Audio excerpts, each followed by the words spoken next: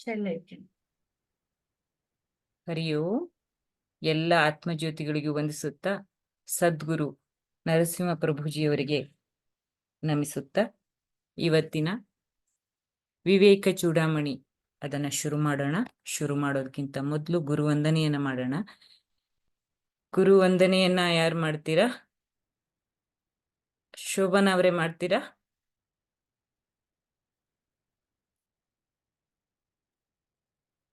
ಹರಿ ಓಂ. ಗುರುರ್ ಬ್ರಹ್ಮ ಗುರುರ್ ವಿಷ್ಣು ಗುರುರ್ದೇವೋ ಮಹೇಶ್ವರಃ ಗುರುರ್ ಸಾಕ್ಷಾತ್ ಪರಬ್ರಹ್ಮ ತಸ್ಮೈ ಶ್ರೀ ಗುರವೇ ನಮಃ. ಅಖಂಡ ಮಂಡಲಾಕಾರಂ ವ್ಯಾಪ್ತಂ ಯೇನ ಚರಾಚರಂ ತತ್ಪದಂ ದರ್ಶಿತಂ ಯೇನ ತಸ್ಮೈ ಶ್ರೀ ಗುರವೇ ನಮಃ. ನಾರಾಯಣ ಸಮಾರಂಭಾಂ ಶಂಕರಾಚಾರ್ಯ ಮಧ್ಯಮಾಂ ಅಸ್ಮದಾಚಾರ್ಯ ಪರ್ಯಂತಾಂ ವಂದೇ ಗುರು ಪರಂಪರಾಂ. ಸದಾಶಿವ ಸಮಾರಂಭಾಂ ಶಂಕರಾಚಾರ್ಯ ಮಧ್ಯಮಾಂ ಅಸ್ಮದಾಚಾರ್ಯ ಪರ್ಯಂತಾಂ ವಂದೇ ಗುರು ಪರಂಪರಾಂ. ಹರಿ ಓಂ.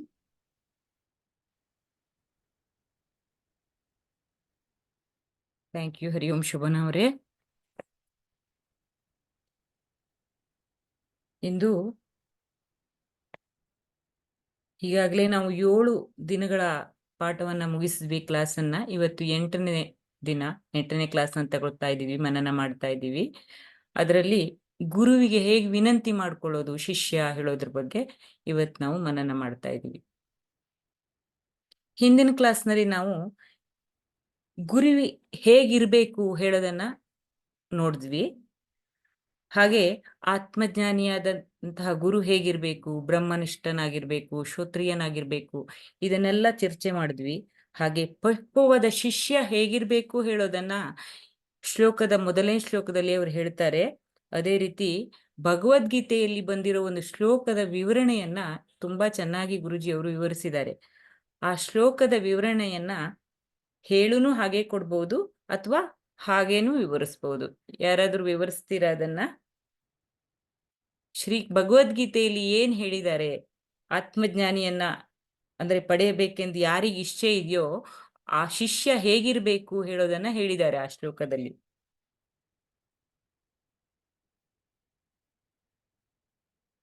ಹಲೋ, ಕೇಳಿಸ್ತಾ ಇದೆಯಾ ಮಾಲಾ? ಕೇಳಿಸ್ತಾ ಇದೆ, ಹೇಳಿ. ಇನ್ನೊಂದ್ಸತಿ ಹೇಳಿ ಕ್ವಶನ್. ಅದು ಭಗವದ್ಗೀತೆಯಲ್ಲಿ ಒಂದು ಶ್ಲೋಕ ಬಂದಿದೆ, ಅವರು ಗುರುಜಿ ಅವರು ಆ ಶ್ಲೋಕವನ್ನ ಹೇಳಿದ್ದಾರೆ.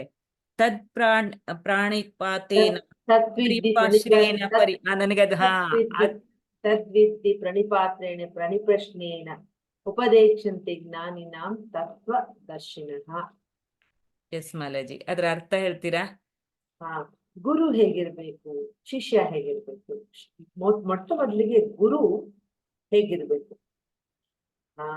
ಅರ್ಜುನ ಮತ್ತೆ ಕೃಷ್ಣ ಓಡಾಡ್ತಾ ಇರ್ತಾರೆ ಎಲ್ಲ ಕಡೆ.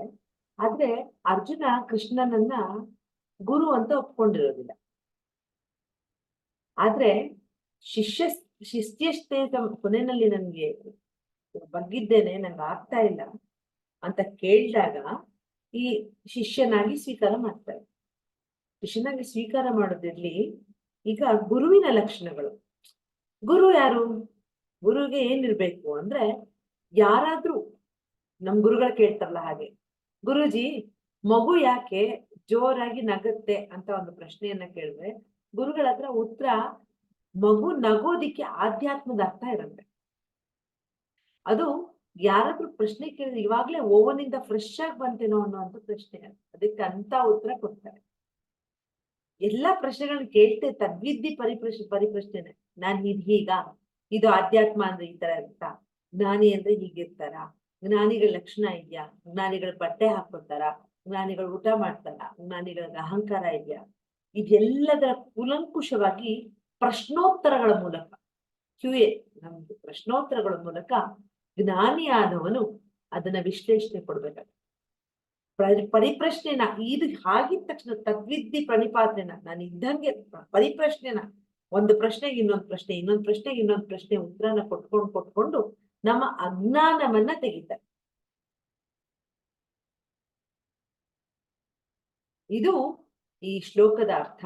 ಹಾಗೆ ಶ್ರೋತ್ರಿಯ ಬ್ರಹ್ಮನಿಷ್ಠನಾಗಿರ್ಬೇಕು. ಗುರುವಿನ ಲಕ್ಷಣಗಳು. ನಮ್ಗೆ ಗಾಯತ್ರಿ ಅವ್ರು ಕ್ವಶನ್ ಕೇಳ್ತಾ ಇರ್ತಾರೆ, ಅವಾಗ ಗುರುಗಳು ಆಹಾ ಆಹಾ ಅಂತ ಅವ್ರಿಗೆ ಎಷ್ಟಿಷ್ಟನೋ ಪ್ರಶ್ನೆ ಕೇಳಿದ್ರೆ, ಆಕ್ಚುಲಿ ಎನಿ ಕ್ವಶನ್ ಅಂತ ನಮ್ಮನ್ನ ಕೂಡ ಕೇಳ್ತಾ ಇರ್ತಾರೆ. ಅವ್ರಿಗೆ ಪ್ರಶ್ನೆ ಕೇಳಿದಷ್ಟು ಭಾರಿ ಇಷ್ಟ. ಉಪದೇಕ್ಷಂತಿ ಜ್ಞಾನಿನ, ಜ್ಞಾನಿಯಾದನು ಅಂತ ತನ್ನ ರಸವನ್ನ, ನನ್ನ ಮಕ್ಕಳು ಇಷ್ಟೇ ಚೆನ್ನಾಗಿ, ಇವಾಗ 5 ದಿನದ್ದು ನೀವು ಕ್ಲಾಸ್ ಬಗ್ಗೆ ಮಾತಾಡ್ತಿದ್ರಿ, ಇದ್ರಲ್ಲಿ ಏನಂತಾರೆ ಯೋಗ, ಯಾವ ಯೋಗ, ಶಕ್ತಿ ದರ್ಶನ ಸೇಮ್ ಇದೇ ಪ್ರಶ್ನೆ ಇದನ್ನೇ ಮಾಡಿದ್ರು ಅಂತ ನೀವು ಮಾತಾಡ್ತಿದ್ದೀರಿ. ಗುರುಜಿ ಶಕ್ತಿ ದರ್ಶನಲ್ಲಿ ಆತ್ಮದರ್ಶನದಲ್ಲಿ ಇದ್ ಮಾಡಿದ್ರಿ ಅಂತ ಹೇಳಿದ್ರಿ. ಹೌದಾ ಹೌದಾ ಯಾವಾಗ ಮಾಡಿದ್ದೆ ಅಂತ ಕೇಳ್ತಾರೆ. ಯಾಕಂದ್ರೆ ಅವ್ರಿಗೆ ಅಷ್ಟು ಉತ್ಸಾಹ ಇರುತ್ತೆ ತನ್ನ ಮಕ್ಕಳಿಗೆ ಅದನ್ನ ಕೊಡಕ್ಕೆ. ಅವ್ರಿಗೆ ಒಂದು ಕ್ಷಣನೂ ಆ ಕಡೆ ಈ ಕಡೆ ಹೋಗಲ್ಲ. 1-2 ಹೊಸದಾಗಿ ಆಡ್ ಮಾಡಿದ್ದಾರೆ ಅಂತ ಹೇಳ್ತೀರಾ, ಬಟ್ ಇಲ್ಲ, ಬೇಕಾದಷ್ಟು ಹೊಸದಾಗಿ ಆಡ್ ಮಾಡಿದ್ದಾರೆ ಇದ್ರಲ್ಲಿ. ಬ್ರಹ್ಮಕಪಾಲ, ಸಹಸ್ರಾರ ಧ್ಯಾನ, ಶಿವೋಹಂ ಧ್ಯಾನ, ಉಸಿರಾಟದ ಮೇಲೆ ಹೆಚ್ಚಿನ ಗಮನ. ನಾವು ಉಸಿರಾಟದ ಮೇಲೆ ಹೆಚ್ಚಿನ ಗಮನ ಕೊಡ್ತಿದ್ದಿಲ್ಲ. ತುಂಬಾನೇ ವಿಶೇಷವಾದ್ದು 5 ದಿನ ಅಂತೂ ಅವ್ರ ಎನರ್ಜಿ ಅಲ್ಲಿ ಇದ್ದು ವಿಟ್ನೆಸ್ ಮಾಡಕ್ಕೆ ಒಂದು ಸುಕೃತ ನನ್ಗೆ. ಏನೋ ಏನ್ ಬಂದ್ರು ಎಲ್ಲ ಬಿಟ್ಟು ಹೋಗ್ತೀನಿ, ಅವಾಗ ಅನ್ಸುತ್ತೆ ನನ್ಗೆ ಇಂಥ ಸುಕೃತವಪ್ಪ ಅಂತ.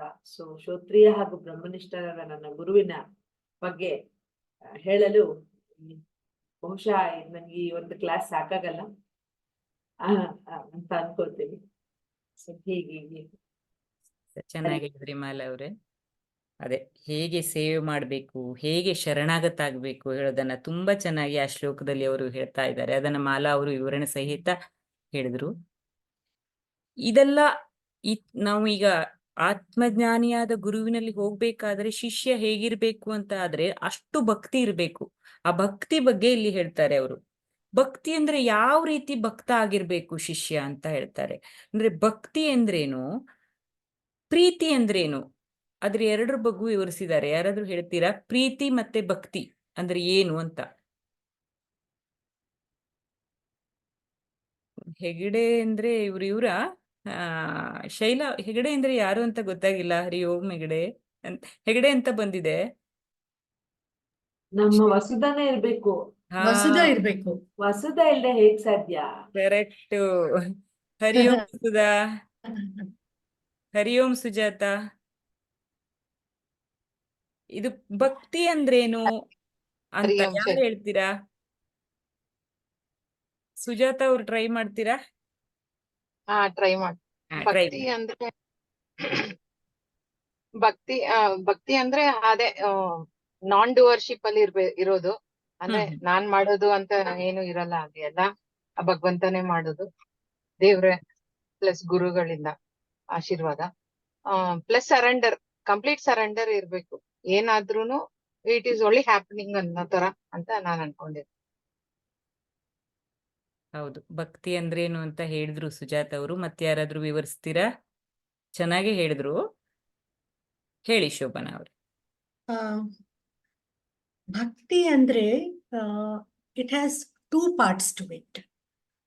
ಒಂದು ಪ್ರೀತಿ, love, and love with respect ಅಂದ್ರೆ ಗೌರವದಿಂದ ನಮಗೆ ಭಕ್ತಿ ಬರುತ್ತೆ. ಪ್ರೀತಿಯಿಂದ ಪ್ರೀತಿ ಇರುವಾಗ ಗೌರವ ಆಡ್ ಆಗಿದ್ರೆ ಅದು ಭಕ್ತಿ,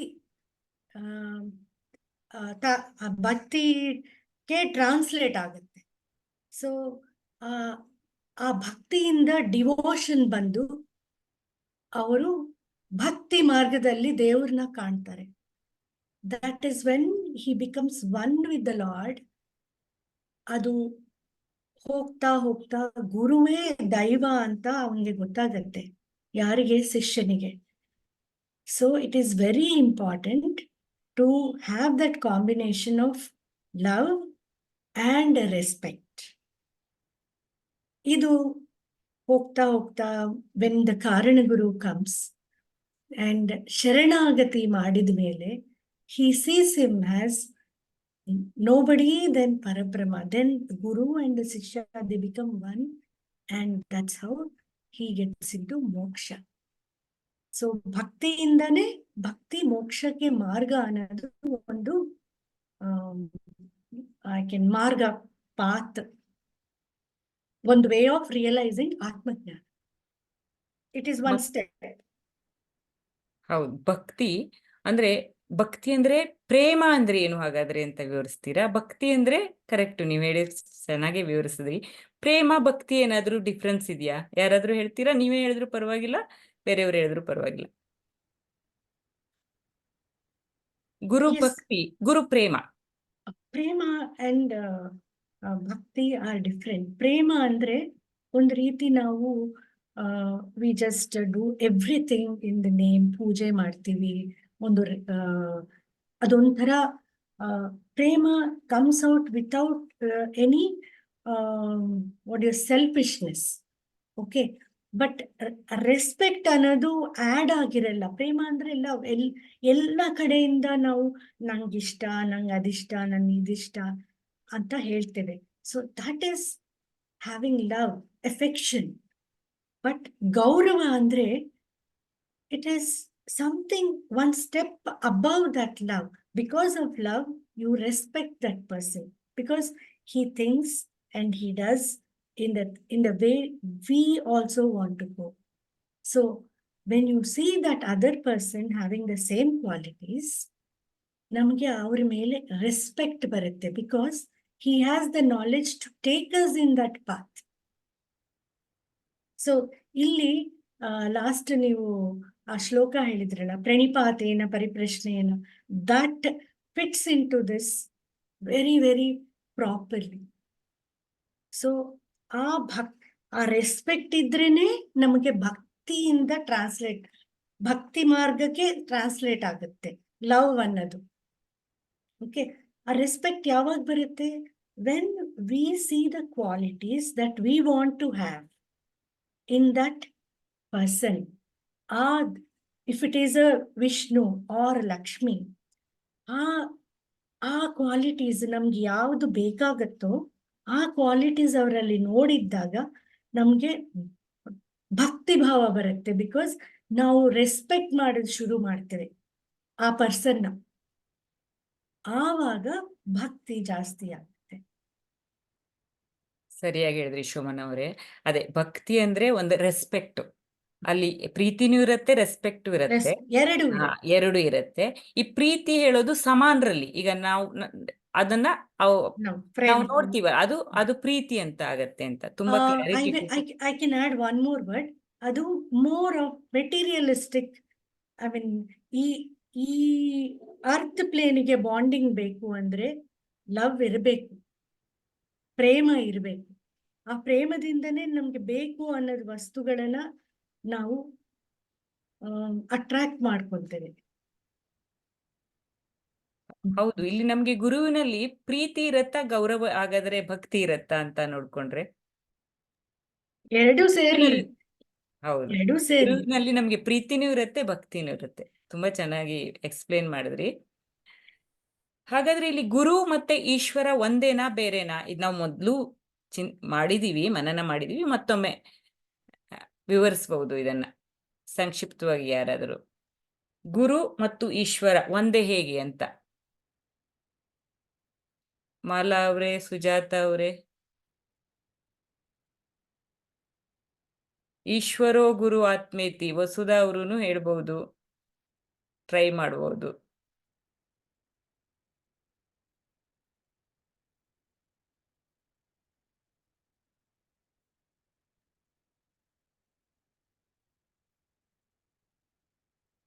ಮಾಲಾ, ಸುಜಾತ. ಈಶ್ವರ ಮತ್ತೆ ಗುರು ಒಂದೇನಾ ಬೇರೆನಾ? ಶೈಲಾ, ಹೌದು, ಒಂದೇ. ಆಕ್ಚುಲಿ ಬ್ರಹ್ಮನಿಷ್ಠೆಯಾಗಿರ್ತಾರೆ ಗುರುಗಳು. So is also, I mean that Ishwara itself come as guru to teachers. ಹೌದು, ಗುರುಜಿ ಯಾವಾಗೂ ಹೇಳ್ತಾ ಇರ್ತಾರೆ. ಹಲೋ, ಹಲೋ, ಹೇಳಿ ಸುಜಾತ ಅವ್ರು, ಹೇಳಿ. ನೀವ್ ಹೇಳಿದ್ ಕೇಳಿಸ್ಲಿಲ್ಲ. ಇಲ್ಲ, ಗುರೂಜಿ ಹೇಳಿರೋದೇ ಅದು ಯಾವಾಗೂ ಹೇಳ್ತಾರಲ್ವಾ, ಈಶ್ವರೋ ಹಾ, ಗುರು ಆತ್ಮೇತಿ, ಅದನ್ನೇ ಗುರು ನೀವು ಆತ್ಮೇತಿ. ಹೌದು. ಹೌದು ಹೌದು. ಸೊ ಈಶ್ವರನೇ ಗುರುವಾಗಿ ನಮ್ಗೆ ಆ ಜ್ಞಾನ ಮಾರ್ಗದಲ್ಲಿ ಕರ್ಕೊಂಡು ಹೋಗೋದು ಅಂತ ತಿಳ್ಕೊಳ್ಬೇಕು. ಯಾಕಂದ್ರೆ ಅವರು ಯಾವಾಗ್ಲೂ ಬ್ರಹ್ಮತತ್ವದಲ್ಲೇ ಇರ್ತಾರೆ, ಅವ್ರಿಗೆ ಇನ್ನೇನು ಇಲ್ಲ.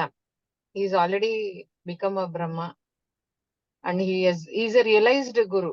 So Sadguru is a realised ಗುರು.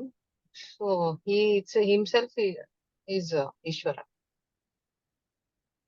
ಚೆನ್ನಾಗಿ ಹೇಳಿದ್ರಿ. ಚೈತನ್ಯದಲ್ಲಿ ಎರಡು ಒಂದೇ ಅಲ್ವಾ? ಹೌದು ಹೌದು. ತುಂಬಾ ಚೆನ್ನಾಗಿ ಹೇಳಿದ್ರಿ.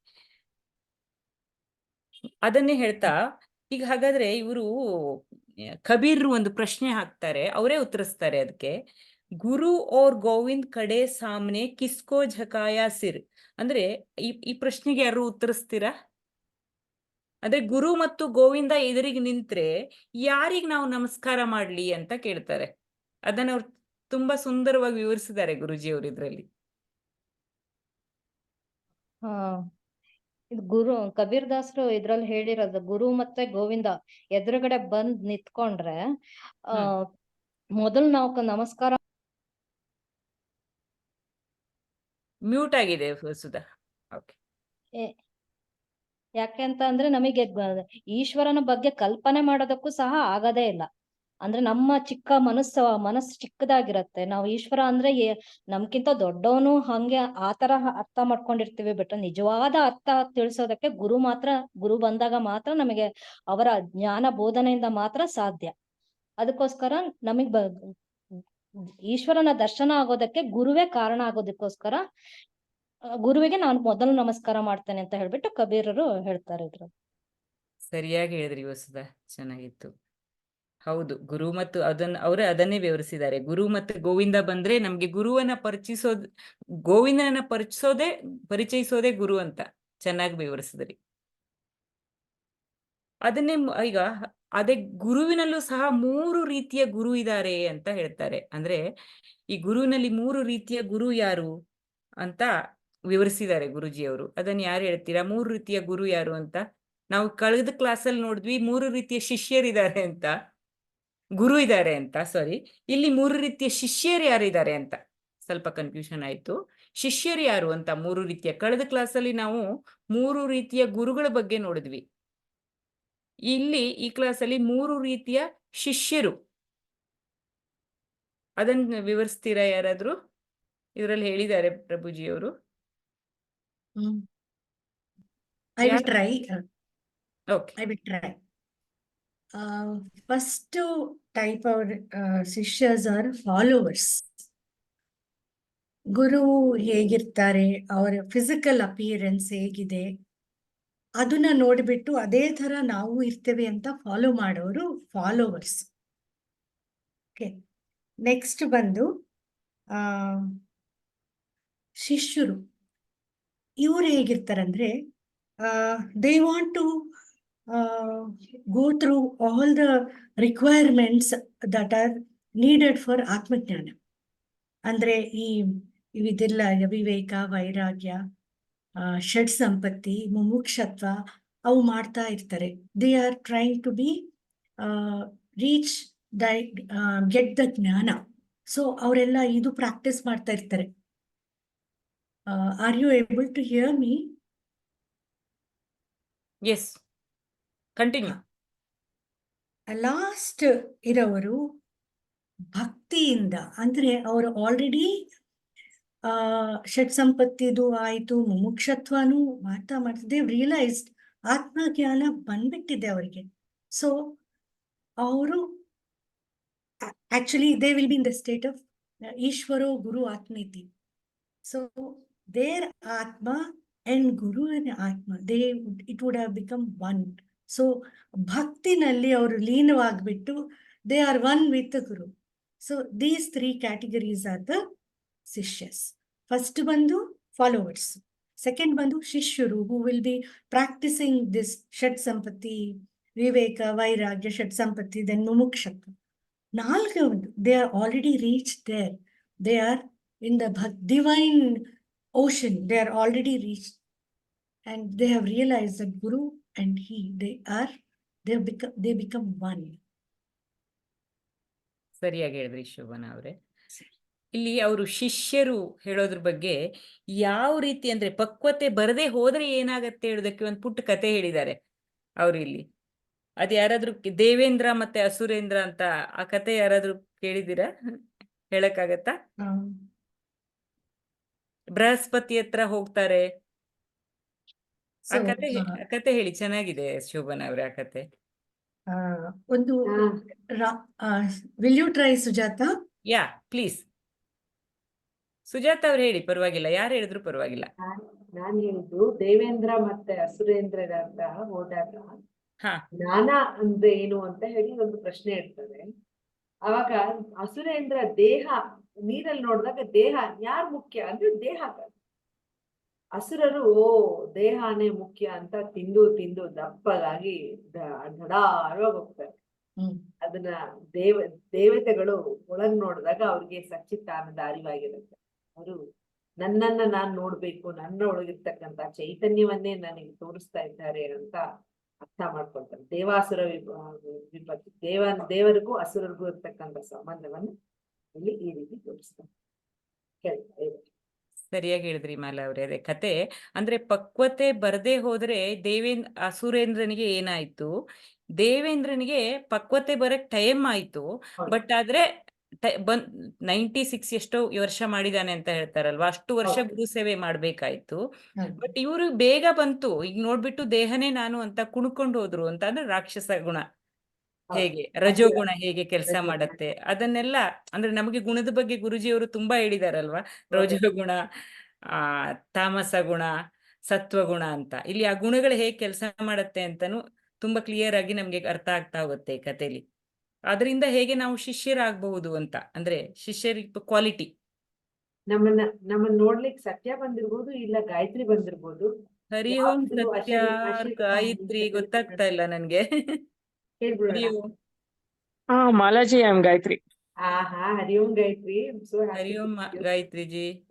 ಹರಿ ಓಂ ಟು ಆಲ್. ಹರಿ ಓಂ.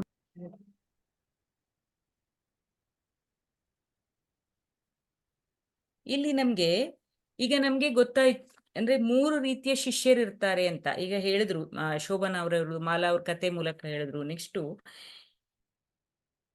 ಹಾಗಾದ್ರೆ ಈ ನಮ್ಮಲ್ಲಿ ಯಾರಿಗಾದ್ರೂ ಈ ಗುರು ನೋಡಿದೀವಿ ಅಲ್ವಾ ನಾವು, ಆ ಅನುಭವವನ್ನ ಯಾರಾದ್ರೂ ಹಂಚ್ಕೊಳ್ತೀರಾ? ನಾವು ಗುರುವನ್ನ ಹೇಗ್ ನೋಡ್ತಾ ಇದ್ದೀವಿ ಹೇಳೋ ಅನುಭವವನ್ನ.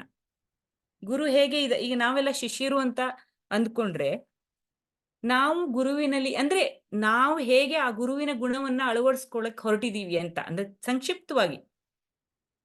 ಶಾಸ್ತ್ರ ಪ್ರಮಾಣ, ಹಾ ವೇದ ಪ್ರಮಾಣ ಹಾಗೂ ಕಾರ್ಯಕಾರಣ ರೂಪಗಳಲ್ಲಿ ವ್ಯತ್ಯಾಸಗಳನ್ನು ಇದ್ ಮಾಡ್ತಾರೆ. ಹಾಗೂ ಬ್ರಹ್ಮಜ್ಞಾನಿ ಯಾದ ಗುರು ಹೇಗಿರ್ತಾರೆ ಅಂತ ಹೇಳ್ತೀವಿ. ಹಾ ಅದೇ ಗುರು ಹೇಗಿದ್ದಾರೆ ಅಂತ ನಾವು ಅಳವಡಿಸ್ಕೊಳ್ಳೋಕೆ ಪ್ರಯತ್ನ ಮಾಡ್ತಾ ಇದೀವಲ್ವಾ. ನಾವು ಶಿಷ್ಯರ ಗುಣ ಗುರುವನ್ನ ಹುಡುಕ್ತೇವೆ. ಎಲ್ಲರೂ ಶಾಸ್ತ್ರ ಪ್ರಮಾಣ ಕೊಡ್ತಾರೆ. ಹಾಗೂ ಶ್ರೋತ್ರಿಯ ಹಾಗೂ ಬ್ರಹ್ಮನಿಷ್ಠ, ಬ್ರಹ್ಮಜ್ಞಾನಿ. ಮೊದಲವಾಗಿ ಹೇಳ್ಬೇಕಂದ್ರೆ ಬ್ರಹ್ಮಜ್ಞಾನಿ. ಆಮೇಲೆ ಎಲ್ಲವನ್ನು ಶಾಸ್ತ್ರಜ್ಞಾನ ತಾನೇ ಬ್ರಹ್ಮ ಅಂತ ಸಂಪೂರ್ಣವಾಗಿ ದೃಢೀಕರಣ ಆಗಿರುವಂತ ಜ್ಞಾನಿ ಆದಂತಹ ಗುರು. ನಮ್ಮ ಎಲ್ಲಾ ಪ್ರಶ್ನೆಗಳಿಗೂ, ನಮ್ಮ ಎಲ್ಲಾ ಅನುಮಾನಕ್ಕೂ ದೃಢೀಕರಿಸುವಂತವ್ರು. ಕೆಲವರಿಗೆ ಸಂತರಾಗಿರ್ತಾರೆ, ಬ್ರಹ್ಮಜ್ಞಾನ ಇರುತ್ತೆ, ಆದ್ರೆ ಬೋಧನೆ ಮಾಡಕ್ ಶಕ್ತಿ ಇರಲ್ಲ ಅವ್ರಿಗೆ. ಇದಕ್ಕೆ ಬ್ರಹ್ಮವಿದ್, ಬ್ರಹ್ಮವರೇಣ್ಯ, ಬ್ರಹ್ಮವರಿಷ್ಠ ಅಂತ ಕೂಡ ಹೇಳ್ತಾರೆ ಮುಂದಕ್ಕೆ ಹೇಳ್ಬೇಕು ಅಂತಂದ್ರೆ. ಸೊ ಜ್ಞಾನಿಗಳು, ಇಂಥ ಜ್ಞಾನಿಯಾದ ಗುರು ನನಗೆ ಬೇಕು. ಕವಿ ಕುವೆಂಪು ಅವರು ಒಂದ್ ಕಡೆ ಹೇಳ್ತಾರೆ, ಬಾಂದಳದಿ ಜಾರಿದರು ಭೂವಿಯಲ್ಲಿ ಹಾರುತು ನಾಡು ರಸಿಕನಾಗಿಹನೊಬ್ಬ ಗೆಳೆಯನವಿರಲಿ. ಎಲ್ಲ ಈ ಒಂದು ಕವನದಲ್ಲಿ ಆ ರಸಿಕ ಅಂದ್ರೆ ಯಾರು? ಗುರು. ಆ ತಿಮ್ಮನಾದ್ರೂ ಪರವಾಗಿಲ್ಲ, ಜ್ಞಾನಿಯಾಗಿರ್ತಾನೆ ಅಂತ. ದನ ಕಾಯ್ತಾ ಇರ್ತಾನೆ, ಕಾಡು ಮೇಡಲ್ಲಿ ಓಡಾಡ್ತಿರ್ತಾನೆ, ಅದೇ ಜ್ಞಾನಿಯಾಗಿರ್ತಾನೆ. ಅಂತಹ ಗುರು ಕವಿ ಕುವೆಂಪು ಅವ್ರು ಕೂಡ ಹೇಳ್ತಾರೆ ಇದ್ರ ಬಗ್ಗೆ ಒಂದ್ ಕಡೆ. ಸೊ ಜ್ಞಾನಿಯಾದ ಗುರು ಸಿಗ್ಬೇಕು ಅಂತ ಎಲ್ಲರೂ ಆಸೆ ಪಡ್ತೀವಿ. ಸರಿಯಾಗಿದೆ. ನಾವು ಹೇಳಿ ಶೋಭನಾ ಅವರೇ ಹೇಳಿ. ಸಾರಿ, ಹೇಳಿ ಶೋಭನಾ. ಇನ್ನೊಂದ್ ಸರ್ತಿ ನೀವು ಆ ಕ್ವಶನ್ ರಿಪೀಟ್ ಮಾಡ್ತೀರಾ? ಕ್ವಶನ್ನು ಈಗ ಜ್ಞಾನಿಯಾದ ಗುರುವನ್ನ ನಾವು ಈಗ ನಮ್ಮ ಗುರುವನ್ನ ನಾವು ಹೇಗೆ ಕಂಡುಕೊಂಡಿದೀವಿ ಅಂತ ಯಾರಾದ್ರೂ ವಿವರಿಸ್ತೀರಾ ಅಂತ ನಾನು ಕೇಳಿರೋದು. ಓಕೆ. ಅಂದ್ರೆ ಇಲ್ಲಿ ನಮ್ಮ ಗುರುವಿನ ಬಗ್ಗೆನೆ, ಅಂದ್ರೆ ಸಂಕ್ಷಿಪ್ತವಾಗಿ ನಾವು ಹೆಂಗ್ ಕಂಡ್ಕೊಂಡಿದೀವಿ, ಹೇಗ್ ಸತ್ಸಂಗಕ್ಕೆ ಬಂದ್ವಿ, ಹೇಗೆ ನಾವು ಎಲ್ಲ ಒಟ್ಟಾಗಿದ್ದೀವಿ, ಅದನ್ನ ಸಂಕ್ಷಿಪ್ತವಾಗಿ ನಮ್ಮ ಗುರುವನ್ನ ನಾವು ಹೆಂಗ್ ಕಂಡ್ಕೊಂಡ್ವಿ ಅಂತ. ಫಸ್ಟ್ ಆಫ್ ಆಲ್ ಗುರು ಸೇವಾ ಶರಣಾಗತಿಯಿಂದ ಸ್ಟಾರ್ಟ್ ಆಗುತ್ತೆ. ಸೊ ಅವರು ಹೇಳಿದ್ದು ನಾಟ್ ಓನ್ಲಿ ಲಿಸನಿಂಗ್, ಅವ್ರು ಹೇಳಿದ್ದು ನಾವು ಇಂಟರ್ನಲೈಸ್ ಮಾಡಿಕೊಂಡು ನಾವು ಲೈಫ್ ಹಾಗೆ ಲೀಡ್ ಮಾಡ್ಬೇಕಾಗತ್ತೆ. ಅಂದ್ರೆ ಶರಣಾಗತಿ ಆಗಿದ್ದು ಶಿಷ್ಯ, he will live by the example of guru. ಅವ್ರು ಏನು ಹೇಳಿದಿರೋ ಅದು ಹಿ ವಿಲ್ ಷಡ್ ಸಂಪತ್ತಿ ಮುಮುಕ್ಷತ್ವ, that is he will practice what the Guruji has told every minute, every second. ಅದು ಶ್ರವಣ ಮನನ ನಿಧಿಧ್ಯಾಸ ಮಾಡ್ತಾ ಮಾಡ್ತಾ he will follow exactly what he says. Suppose a mantra, Guru says a mantra, ಆ ಮಂತ್ರದ್ದು ಅದು ಏನು ಆಕ್ಚುಲಿ ಅರ್ಥ ಅಂತ ತಿಳ್ಕೊಂಡು ಆ ರೀತಿನಲ್ಲಿ ಅವನು ನಡ್ಕೊಂಡು ಹೋಗ್ತಾನೆ. ಸೊ ಗುರು ಸೇವಾ ಮಾಡಿಕೊಂಡು ಶರಣಾಗತಿ ಆಗಿದ್ದವನು, he will internalize the qualities of Guru and follow him in every walk of his life. ಏನೇ ಮಾಡಿದ್ರು ಆ ಇದ್ರಲ್ಲೇ ಮಾಡ್ತಾನೆ. ಅಷ್ಟೊಂದು ಶರಣಾಗತಿ ಅದು ಆಗತ್ತೆ. ಒನ್ಸ್ ಯು ಡೂ ಶರಣಾಗತಿ, ಗ್ರೇಸ್ ಇಂದ, ಗುರುವಿನ ಗ್ರೇಸ್ ಇಂದ ಅದು ಇಂಟರ್ನಲೈಸ್ ಮಾಡ್ಕೊಂಡು ಹಾಗಿರ್ತಾನೆ. ಚೆನ್ನಾಗಿ ಹೇಳಿದ್ರಿ. ಮಾಲಾ ಅವ್ರೇನು ಹೇಳ್ತಾ ಇದ್ದಾರೆ, ಹೇಳಿ ಮಾಲಾ ಅವರೇ. ಈ ಮಂತ್ರ ಹೇಳಲೇಬೇಕು. ಮಂತ್ರ ಮೂಲಂ ಗುರೋರ್ ವಾಕ್ಯಂ ಮೋಕ್ಷ ಮೂಲಂ ಗುರು. ಇದು ಈ ಮಂತ್ರ ಗುರುವಿನ ಪ್ರತಿಯೊಂದು ವಾಕ್ಯವು ಮಂತ್ರ ಮೂಲ ನಮ್ಗೆ. ಅವ್ರು ಏನ್ ಹೇಳ್ತಾರೆ, ನೆಕ್ಸ್ಟ್ ಏನ್ ಹೇಳ್ತಾರೆ, ಈ ಯೋಚನೆಲೇ ಇರುತ್ತೆ ಪ್ರತಿ ಕ್ಷಣ ತಲೆ. ವಾಟ್ ನೆಕ್ಸ್ಟ್ ಇದನ್ನ ಹೇಗ್ ಹೇಳ್ತಾರೆ. ಗುರುವಿನ ಬಾಯಿಂದ ಬರೋದು ಪ್ರತಿಯೊಂದು ಅದು ಘಂಟಾಘೋಷವಾಗಿ. ಇಲ್ಲಾಂದ್ರೆ ನನ್ಗೆ ಯಾರಾದ್ರೂ ಬೇರೆ ಬೈದಿದ್ರೆ ಬಹುಶಃ ಎಷ್ಟೊತ್ತು ಒಂದು 10 ವರ್ಷ 20 ವರ್ಷ ಹೇಳ್ಕೊಂಡು ಹೋಗಿರ್ತೀನಿ. ಗುರು ನೀನೇ ಆತ್ಮ, ನೀನೇ ಪರಬ್ರಹ್ಮ ತತ್ವ ಅಂತ ಹೇಳಿದಾಗ, ಗುರು ಹೇಳಿದಾಗ ಮಾತ್ರ ಅದು ಅರ್ಥ ಆಗುತ್ತೆ. ಅದಕ್ಕೆ ಅವರನ್ನ ಕಾರಣ ಗುರು ಅಂತ ಹೇಳ್ತಾರೆ. ಮೋಕ್ಷ ಮೂಲಂ ಗುರು ಕೃಪಾ. ಸೊ ಇದು ಸಹ ಅಲ್ಲಿಗೆ ಆಡ್ ಆಗುತ್ತೆ. ನನ್ನ ಗುರು ಅಂದ್ರೆ ನಾನು ಈ ತರ ನೋಡ್ತೇನೆ, ನನಗೆ ಪ್ರತಿಯೊಂದು ಪದನು ನನ್ನ ಗುರು ಹೇಳಿದ್ದು. ಅದನ್ನ ಸರಿಯಾಗಿ ವಿವರಿಸಿ ಹೇಳ್ಬಿಡಿ. ಅದು ಆಕ್ಚುಲಿ ಮುಂದೆ ಬರುತ್ತೆ, ಅದು ಆ ಕ್ವಶನ್ ಬರುತ್ತೆ. ಮಂತ್ರ ಮೂಲಂ ಗುರೋರ್ ವಾಕ್ಯ ಮೋಕ್ಷ ಮೂಲಂ ಗುರು ಕೃಪಾ. ಇದನ್ನ ವಿವರಿಸಿ ಪೂರ್ತಿ. ಈಗ ಹೇಳಿದ್ರಲ್ಲ ನೀವು, ಸರಿನೇ ಇದೆ, ಮತ್ತೊಂದ್ ಸ್ವಲ್ಪ ವಿವರಿಸಬಹುದು. ಗುರುಗಳ ಪ್ರತಿಯೊಂದು ಮಾತು ಮಂತ್ರವಾಗತ್ತೆ. ಮನನ ಇತಿ ತ್ರಾಯತೆ ಮಂತ್ರ. ಪ್ರತಿಯೊಂದು ಮಾತು ಸಹ, ನನ್ನ ಗುರುವಿನ ಪ್ರತಿಯೊಂದು ಪದವೂ ಸಹ ಮಂತ್ರ. ಅದು ಮನನ ಮಾಡ್ಕೊಳ್ತೀವಿ ಮನ್ಸಲ್ಲಿ. ಗುರುಗಳು ಇವತ್ತು ಬೆಳಗ್ಗೆ ಇಷ್ಟೊತ್ತಿಗೆ ಹೇಳಿ, ಅಥವಾ ಇವಾಗ ಡೈರಿ ಬರಕ್ಕೆ ಹೇಳಿದಾರಲ್ಲ ನಮ್ಗೆ, ಸ್ವಾಧ್ಯಾಯ ಡೈರಿ ಬರಿ ಅಂತ ಹೇಳ್ತಾರೆ. ಆಮೇಲೆ ನಮ್ಮಲ್ಲಿ ಕ್ಷಮಾಗುಣ ಇರ್ಬೇಕು, ಎಲ್ಲರಲ್ಲೂ ಇರ್ತಕ್ಕಂಥ ಒಳ್ಳೆ ಗುಣಗಳನ್ನ ಮಾತ್ರ ನೋಡ್ಬೇಕು, ಇದ್ರ ಬಗ್ಗೆ ಹೇಳ್ತಾರೆ. ಇದೆಲ್ಲ ಕೇಳ್ದಾಗ ಅದು ಕಿವಿಲಿ ಗುಯ್ಗುಡ್ತಾ ಇರುತ್ತೆ. ಓ ಇದು ಸರಿಯಾ, ಅದು ಸರಿಯಾ ಅಂತ. ಅದನ್ನ ಅರ್ಥ ಮಾಡ್ಕೊಂಡು ಆ ಜ್ಞಾನ ಬೋಧನೆ. ಮತ್ತೆ ಇನ್ನೊಂದು, ಗುರುಜಿ ಕ್ಲಾಸ್ ಪದೇ ಕೇಳ್ತಾ ಇದ್ದಾಗ ಶ್ರವಣ ಮಾತ್ರ ಮುಕ್ತಿ. ಶ್ರವಣ ಆಗ್ತಾ ಅಪ್ಲೈ ಮಾಡ್ಕೊಳ್ತೀವಿ ನಾವು. ಅವಾಗ ಮೋಕ್ಷ ಹೇಗೆ ಅನ್ನೋದು ಅರ್ಥ ಆಗುತ್ತೆ. ಮೋಕ್ಷ ಅಂದ್ರೆ ನಾವೇನೋ ಕಾಡಲ್ಲಿ ಹೋಗಿ ಕೂತ್ಕೊಳ್ಳೋದು, ಹೋಗ್ಬಿಟ್ಟು ಮೇಲಿನ ಕೆಳಗೆ ಕಾವಿ ಉಟ್ಕೊಳ್ಳೋದು, ಅಥವಾ ಹಿಮಾಲಯಕ್ಕೆ ಓಡ್ ಹೋಗೋದಲ್ಲ. ಇಲ್ಲೇ ಇದ್ದು ಜೀವನದ ಎಲ್ಲ ಸ್ಥಿತಿಗತಿಗಳನ್ನ ನಿಭಾಯಿಸ್ಕೊಂಡು, ನಂತರ ಇವಾಗ ಆಫೀಸಲ್ಲಿ ಕೂತ್ಕೊಂಡು AVSC ಕ್ಲಾಸ್ ಅಟೆಂಡ್ ಮಾಡ್ಕೊಂಡು ಖುಷಿಯಾಗಿ, ಯಾರಿಗೆ ಕೇಳ್ಸುತ್ತೋ ಬಿಡುತ್ತೋ ನಂಗೆ ಗೊತ್ತಿಲ್ಲ, ಒಟ್ಟು ನಾನು ಅಟೆಂಡ್ ಮಾಡ್ಕೊಂಡು ಹೀಗೆ ಸಂತೋಷವಾಗಿರೋದಕ್ಕೆ ನನಗೆ ನನ್ನ ಗುರು ಕೃಪೆ, ಗುರುಗಳಿಂದಾನೇ. ಯಾಕಂದ್ರೆ ಇಷ್ಟು ಧೈರ್ಯ ಒಳಗಡೆ, ನಾನು ಯಾರು ಅಂತ ಗೊತ್ತಾದ್ಮೇಲೆ ಒಂದು ಧೈರ್ಯ ಬರುತ್ತೆ. ಇದು ಗುರುಕೃಪೆ. ಮೂಕಂ ಕರೋತಿ ವಾಚಾಲಂ ಪಂಗೋ ಲಂಘೇತೆ ಗಿರಿಂ ಯತ್ಕೃಪಾಃ ತಮಃ ವಂದೇ ಪರಮಾನಂದ ಮಾಧವಂ.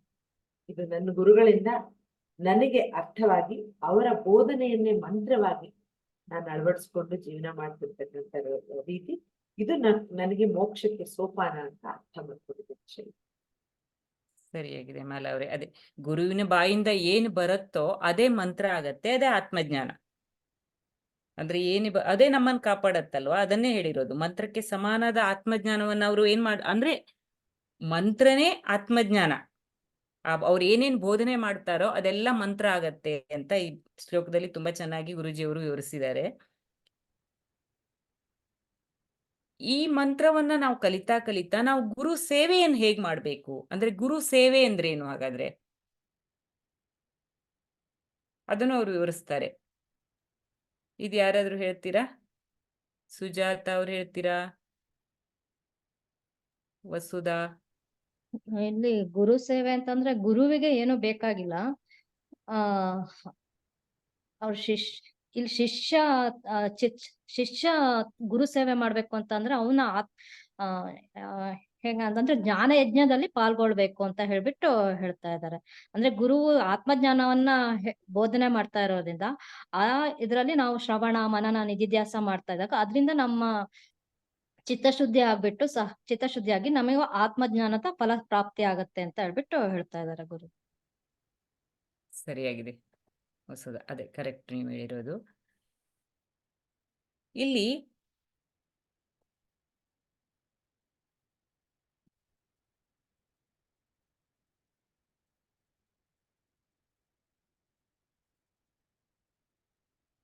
ಈ ಗುರುವಿನ ಪಾಠಕ್ಕೂ ಮತ್ತೆ ಈ ಶಿಕ್ಷಕರು ಮಾಡೋ ಪಾಠಕ್ಕೂ ಏನಾದ್ರೂ ವ್ಯತ್ಯಾಸ ಇದೆಯಾ ಹಾಗಾದ್ರೆ? ಇದನ್ನ ಯಾರಾದ್ರೂ ಹೇಳ್ತೀರಾ?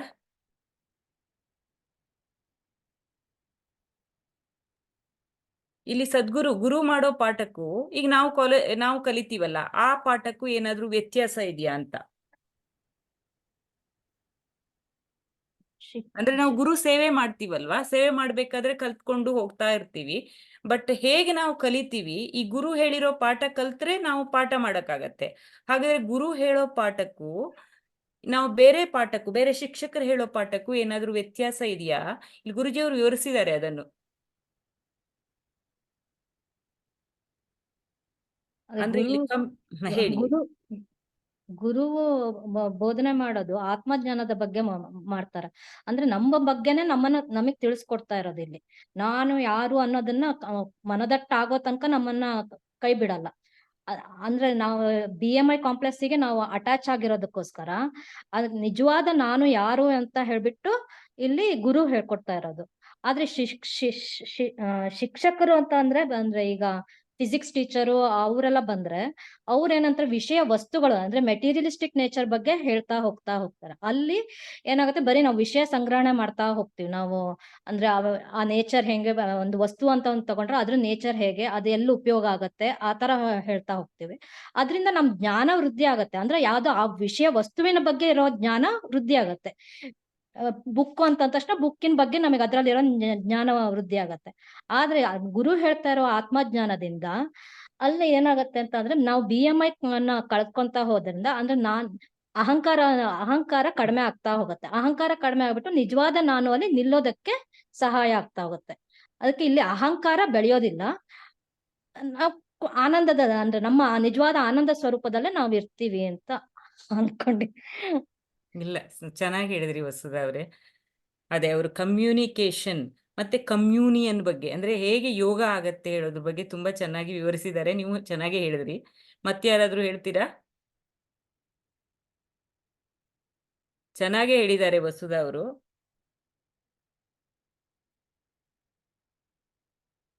ಬೇರೆಯವರು ಟ್ರೈ ಮಾಡೋದಾದ್ರೆ ಮಾಡಿ, ಇಲ್ಲಾಂದ್ರೆ ಸರಿಯಾಗೇ ಇದೆ ಅವ್ರು ಹೇಳಿರೋದು.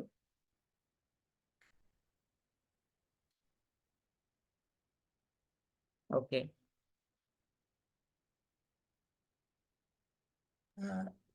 ಕಮ್ಯೂನಿಯನ್ ವರ್ಡ್ ಎಕ್ಸ್ಪ್ಲೇನ್ ಮಾಡ್ತೀರಾ? ಮಾಡ್ತೀರಾ? ಹಾ ಹೌದು, ಅದನ್ನೇ ಕೇಳ್ತಾ ಇದ್ದೀನಿ. ಹೇಳ್ತೀರಾ Shobha? I am not very clear about it. ಹಾ, ಓಕೆ, ಟ್ರೈ ಮಾಡಿ. ಅದಕ್ಕೆ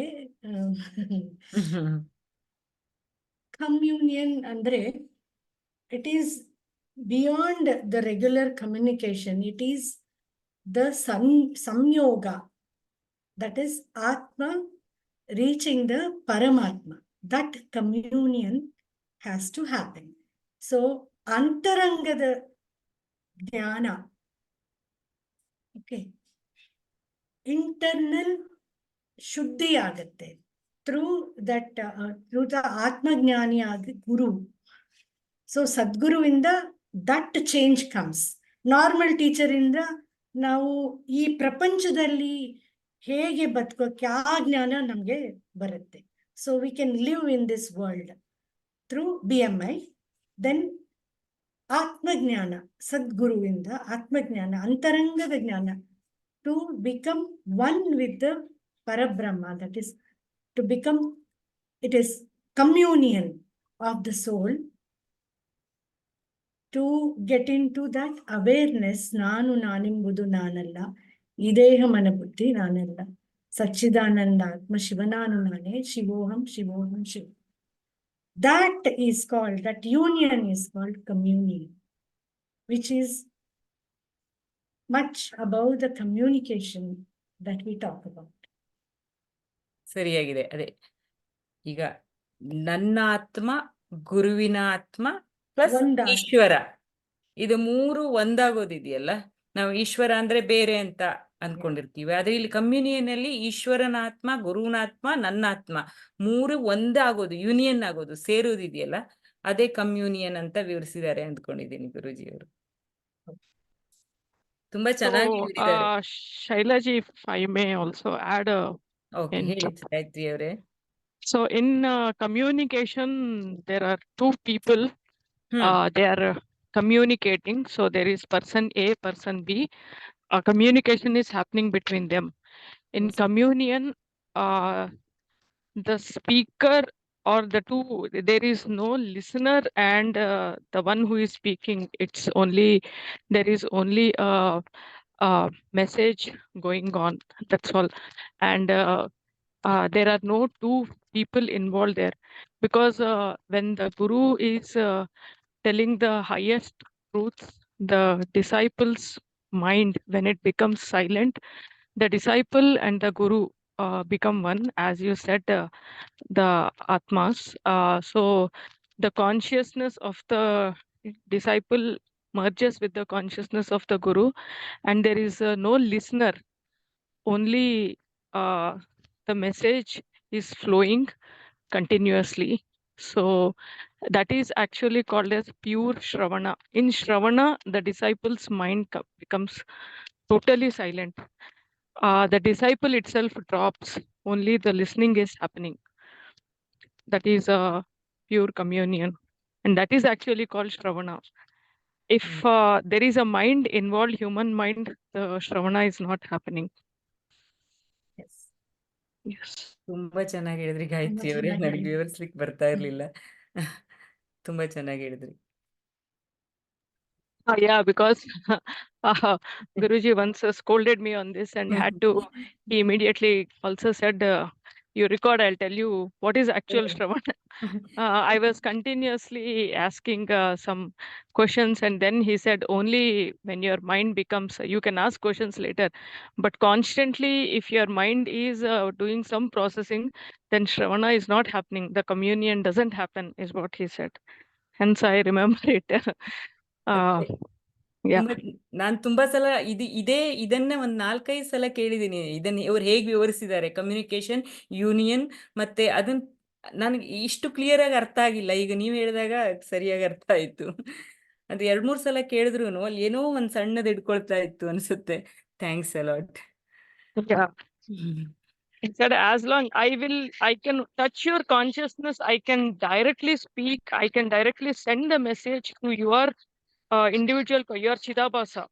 I can, the message from my, consciousness directly passes to your Chidabhasa, provided your mind doesn't interrupt at all. Your mind is interrupting, is what he said. Then the communion is not happening. Only a communication is happening. So he said, you have to be completely silent. Your mind has to be completely silent, and you just have to absorb. And when you're completely absorbing, it's a samadhi state where the mind is not there, I am not there. Only the message is flowing from that side of the guru consciousness to the disciple consciousness. No human beings are involved here. So he told me many times, because I keep thinking a lot when he is saying something. So that's why I ನನ್ಗೆ ಈ question ಬರ್ತಾ ಇತ್ತು. ಅಂದ್ರೆ pure ಈಗ ನಾವ್ ಹೇಳ್ತೀವಲ್ವಾ, ಚಿತ್ತಶುದ್ಧಿ ಆಗ್ಬೇಕು ಅಂತ. yeah. ಅಂದ್ರೆ ಇಲ್ಲಿ ಆ ಮಟ್ಟಕ್ಕೆ ಹೋದಾಗ ಮಾತ್ರ ಶಿಷ್ಯ ಇದಕ್ಕೆ ಬರೋಕೆ ಸಾಧ್ಯ ಅಲ್ವಾ ಗಾಯತ್ರಿ ಅವ್ರೆ? Yeah, but ಕಮ್ಯೂನಿಯನ್ ಆಗ್ಬೇಕಂದ್ರೆ ಆ ಚಿತ್ತಶುದ್ಧಿ ಆ ಮಟ್ಟದಲ್ಲಿ ಇರ್ಬೇಕು. yeah, a complete concentration where the left brain, recently he spoke about left brain and right brain. Your left brain is continuously thinking, looking for logic, trying to understand, analyze, etc. But no, left brain, when Guru is talking something, your left brain activity should come down. And you should listen with your right brain should be active, where right brain has faith, Shraddha, surrender, all these things come in the right brain. Yeah, Chitta Shuddhi means, Chitta Shuddhi is where your right brain is, dominating, taking over the left brain. So, Yes. yeah, but now if we all are sitting here and able to explain each and everything so nicely, without Chitta Shuddhi, this discussion itself cannot happen. So already there is so much Chitta Shuddhi. That's why even the word Brahma or Sadguru or Atmagnana, all these words we are able to utter, even uttering itself means that enormous Chitta Shuddhi has already happened. Then only we can come to this. Then only we can speak Yeah. like this, talk like this. Otherwise, it's impossible. So Chitta Shuddhi is happening at a actually when you meet a Sadguru, Okay. it's happening Yes. at a very exponential rate. Yes. ತುಂಬಾ ಚೆನ್ನಾಗಿ explain ಮಾಡಿದ್ರಿ ಗಾಯತ್ರಿ ಅವರೇ. ಮಾಲಾ ಅವರೇ ಹೇಳಿ, ಏನು ಹೇಳ್ತಾ ಇದ್ದೀರಾ? ಹೇಳಿ. That's what friend of Sadguru, Chitta will go backyard actually. ಚಿತ್ತ ಶುದ್ಧಿ ಗುರುಜಿ ಮುಂದೆ ಅದು ತಾನಾಗ ಆಗ್ಬಿಟ್ಟಿರುತ್ತೆ ಅಂತ ಹೇಳಕ್ ಬಂದೆ. True. ಅದು ಗುರುಜಿ ಹೇಳಿದ್ದು ಡೈರೆಕ್ಟ್ ಆಗಿ ತಲೆಗೆ ಹೋಗಲ್ಲ, ಅವ್ರು ಒಳಗಡೆ ಆ ಇಂಪ್ರೆಷನ್ಸ್ ಅಲ್ಲೇ ಬರ್ದ್ಬಿಡ್ತಾರೆ, ಏನು ಇಂಪ್ರೆಷನ್ ಇಲ್ದಂಗ್ ಬರೀತಾರೆ. ಇಲ್ಲಾಂದ್ರೆ ಅರ್ಥ ಏನ್ ನಮ್ಗೆ ಈ ಪದಗಳಾದ್ರೂ ಅರ್ಥ ಆಗ್ತಿತ್ತ ಅಥವಾ ಕಿವಿಗಾದ್ರೂ ಬೀಳ್ತಿತ್ತ. That's the truth what Gayatri was telling. Very nice, very nice. ಇಲ್ಲಿ ಮತ್ತೊಂದ್ ಕಡೆ ಹೇಳ್ತಾರೆ, ಹಾಗಾದ್ರೆ ಶುದ್ಧ ಸಂಕಲ್ಪ ಅಂದ್ರೆ ಏನು ಅಂತ. ಈಗ ನಮಗೆ ಗುರುವಿಗೂ ಒಂದು ಸಂಕಲ್ಪ ಅಂತ ಇರುತ್ತೆ, ಅದು ಶುದ್ಧ ಸಂಕಲ್ಪ. ಆ ಸಂಕಲ್ಪ ಏನು ಅಂತ ಅಲ್ಲಿ ವಿವರಿಸಿದ್ದಾರೆ ಗುರುಜಿಯವರು. ಯಾರಾದ್ರೂ ಹೇಳ್ತೀರಾ?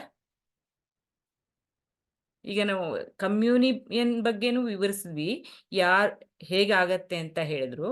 ಅಂದ್ರೆ ಇಲ್ಲಿ ಗುರುವಿನ ಸಂಕಲ್ಪ ಹೆಂಗಿರತ್ತೆ ಅಂತ.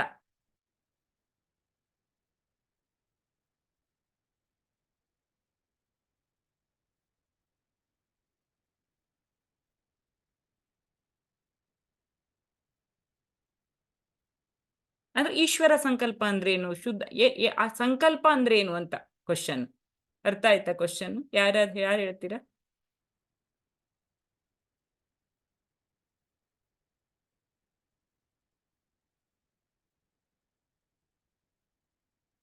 ಶೋಭನಾ ಅವ್ರು ಟ್ರೈ ಮಾಡ್ತೀರಾ? ವಸುಧಾ, ಸುಜಾತ, ಯಾರು ಟ್ರೈ ಮಾಡಿದ್ರು ಪರವಾಗಿಲ್ಲ. Sankalpa is very important. I realized it very, very late. Recently, Guruji had spoken about this Sankalpa in the meditation camp, right? So he said, he gave that list of the things that we have to do before we do the Kriya or whatever practice we do. So that Sankalpa is the most important thing that needs to be done. He told also that day, every day you have to do Sankalpa Anta. So that's when I seriously thought about it. I used to do Sankalpa, but adding meaning to it The reason beyond it, I came to know just the other day. So, Sankalpa means what you want to do that day, you have to say it in the Sankalpa with praying to the Guru, your Karana Guru, and then ask for his grace for the fulfillment of that particular thing which you are asking for. In this path, it should be more Loka Kalyanartha. We are doing this. So give us that strength to go through this process and help in Loka Kalyana. That Loka Kalyana includes our own, whatever we are thinking. Our personal things also are included in Loka Kalyana. We don't need to ask for that. ಸರಿಯಾಗಿ ಹೇಳಿದ್ರಿ. Yeah. ಆತ್ಮನೋ ಮೋಕ್ಷಾರ್ಥಂ Mokshardham ಜಗತ್ತಿತಾಯ. Jagatitaya. So it ಇದನ್ನ comes into ಇಟ್ಕೊಂಡು that. ಅದು ನಮ್ಮ ಅಂದ್ರೆ ಶಿಷ್ಯರ Yeah, yeah. ಗುರುವಿನ ಸಂಕಲ್ಪ, ಶುದ್ಧ ಸಂಕಲ್ಪ ಅಂದ್ರೆ ಏನು ಅಂತ ಅದು ಅದನ್ನ ನೀವು ಎಕ್ಸ್ಪ್ಲೇನ್ ಮಾಡಿ. ಯಾರಾದ್ರೂ ಹೇಳ್ತೀರಾ? ವಸುಧಾ ಅವ್ರು ಟ್ರೈ ಮಾಡ್ತೀರಾ? ಮಾಲಾ, ಸುಜಾತ?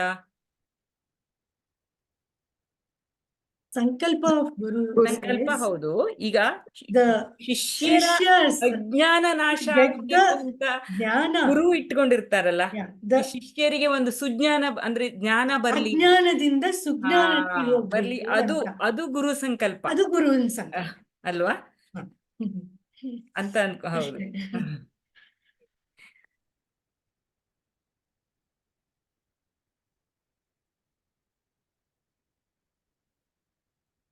ಇಲ್ಲಿ ಅದಕ್ಕೂ ಮುಂದುವರೆದು ಮತ್ತೆ ಹೇಳ್ತಾರೆ, ಗುರುವಿಗಿನ ಕುಲ ಅಂದ್ರೆ ಯಾವುದು ಅಂತ ಹೇಳ್ತಾರೆ ಇದರಲ್ಲಿ.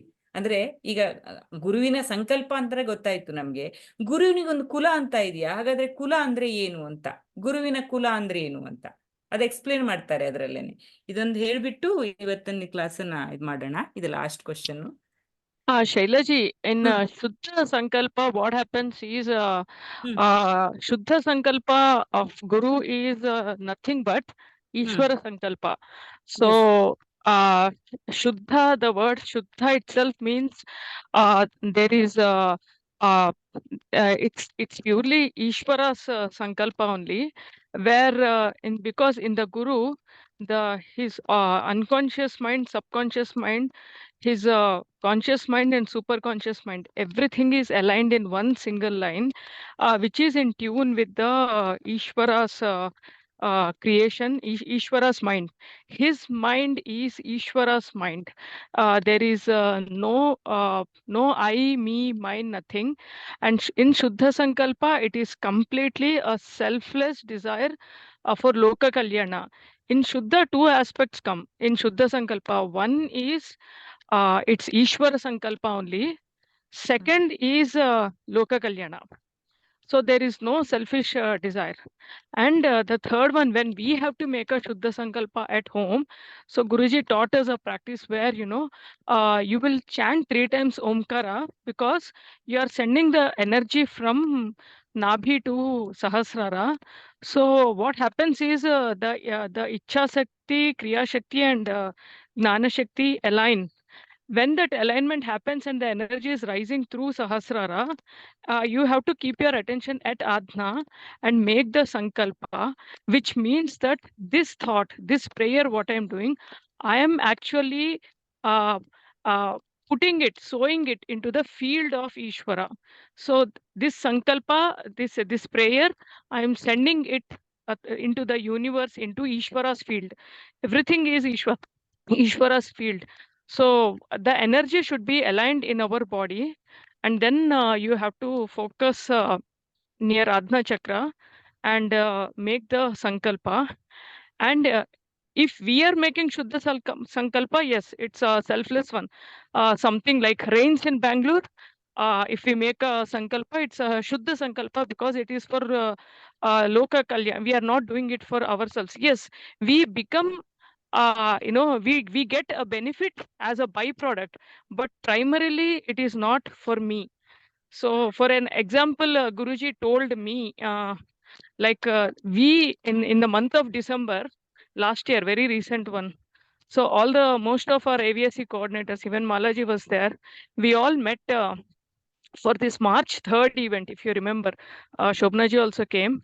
We all met and we made a sankalpa on that day. That, this is a huge event that we are trying to do, and want to give a surprise to Guruji and Mamtaji. And, all of us, let us, on that day, we don't know how it will happen, how the money will come, how we will arrange things, what should be done on that day. We had no clue. But the only thing is, for the silent service of Guruma, we have to do something. So Sankalpa, then we all, did that. It is first thing, selfless. Second thing, honoring Guruma is, it's in tune with like a higher mind. It's a selfless desire. So that is how, and he said, we faced many obstacles, actually. Many obstacles we faced, but still everything we didn't do anything. The obstacles were, disappearing one by one in that 3 months period. So on the day after March 3rd, you have to, you everybody were so thrilled by the power of Shuddha Sankalpa.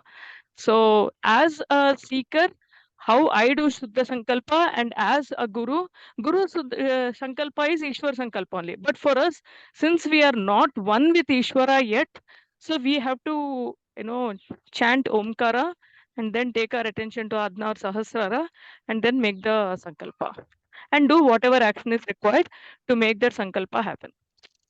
Gayatri ತುಂಬಾ This is ಚೆನ್ನಾಗಿ my own ವಿವರಿಸಿದ್ರಿ. experience. Yeah. Actually ಅಲ್ಲಿ ಏನು ಬಂದಿತ್ತೋ ಅದನ್ನಷ್ಟೇ ನಾನು ಮಾಡ್ತಾ ಇದ್ದೆ. ನನಗೆ ಅದ್ರ ಬಗ್ಗೆ ಅಷ್ಟು ಗೊತ್ತೂ ಇರಲಿಲ್ಲ, ಹೇಳಕ್ಕೂ ಬರ್ತಾ ಇರಲಿಲ್ಲ. ಬಟ್ ತುಂಬಾ ಚೆನ್ನಾಗಿ ಎಕ್ಸ್ಪ್ಲೇನ್ ಮಾಡಿದ್ರಿ ಗಾಯತ್ರಿ, ತುಂಬಾ thanks. No, I'm sorry if I'm hijacking your session. ಇಲ್ಲ ಇಲ್ಲ, But then, ಖಂಡಿತ I know. because this recently happened, this Shuddha Sankalpa thing, I was overexcited to share with you people. ಇಲ್ಲ, ತುಂಬಾ ಚೆನ್ನಾಗಿತ್ತು. ಯಾಕೆಂದ್ರೆ ಅವ್ರು ಏನು ಚಿಕ್ಕದಾಗಿ ಹೇಳಿದಾರೋ ಅಂತ, ಚಿಕ್ಕದಾಗಲ್ಲ, ಅವ್ರು ಹೇಳಿದ್ದಾರೆ, ನಮ್ಗೆ ಅರ್ಥ ಆಗೋದು ಅಷ್ಟೇ ಇತ್ತು. ತುಂಬಾ ಕ್ಲಾರಿಟಿ ಕೊಟ್ಟು ತುಂಬಾ ಚೆನ್ನಾಗಿ ಹೇಳಿದ್ರಿ ಗಾಯತ್ರಿಜಿ. ಹೌದು. I don't know. Yeah. ಹೇಳಿ ಶೋಭನಾ ಅವ್ರೆ, ಹೇಳಿ.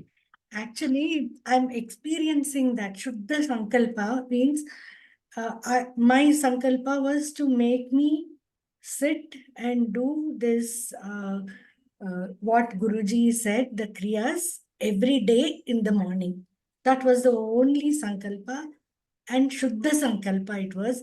I am able to do it listening to him in the videos. After Mala said, last week, you remember Mala said we attended this session, it was very good. So from the same day I started, and when Guruji said Sankalpa is so important, so I said yes. So I can see the result, Shaila, like every day I'm able to do it. So that's one. ನಾವು ಅದೇ ಇವಾಗ Wow, nice. Gayatri ಅವರು ತುಂಬಾ ಚೆನ್ನಾಗಿ ಬಂದು ನಮ್ಗೆಲ್ಲ explain ಮಾಡಿದ್ರಿ. ತುಂಬಾ ಚೆನ್ನಾಗಿತ್ತು. ಇವಾಗ ಕ್ಲೋಸಿಂಗ್ ಪ್ರೇಯರ್ ಮಾಡೋಣವಾ? ಯಾರು ಮಾಡ್ತೀರಾ ಕ್ಲೋಸಿಂಗ್ ಪ್ರೇಯರು? ಸುಜಾತ ಅವ್ರು ಮಾಡ್ತೀರಾ ಕ್ಲೋಸಿಂಗ್ ಪ್ರೇಯರು? ಸುಜಾತ ಇದೀರಾ?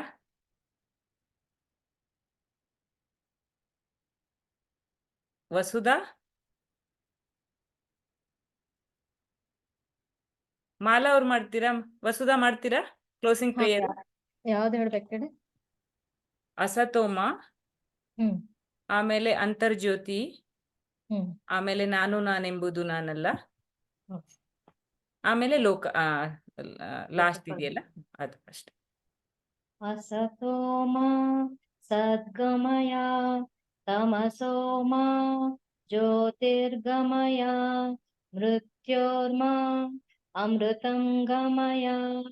ಓಂ ಶಾಂತಿ ಶಾಂತಿ ಶಾಂತಿ.